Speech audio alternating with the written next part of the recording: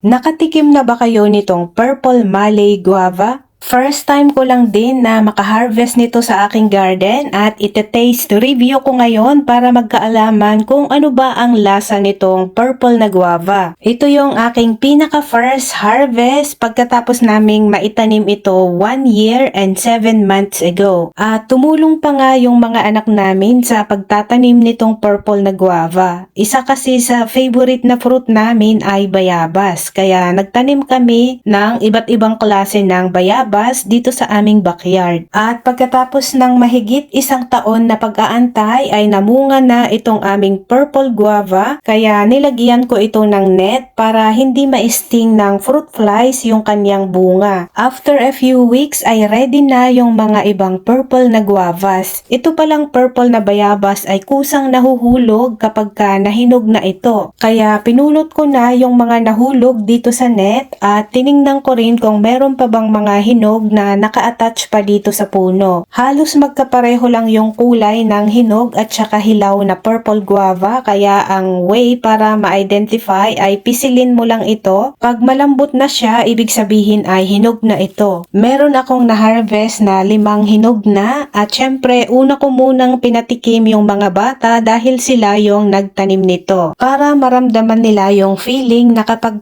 may itinanim ka ay meron kang maiha-harvest later. Nagustuhan ng mga bata itong purple guava at ngayon naman ako ang titikim nito at bibigyan ko kayo ng honest review kung ano ba ang lasa niya. Yung size niya ay maliit lang din, halos kasing laki ng native na bayabas. Pero ang kulay niya ay winner na winner talaga, nakakatakam yung kanyang itsura. At yung kanyang texture ay malambot kapag nahinog na.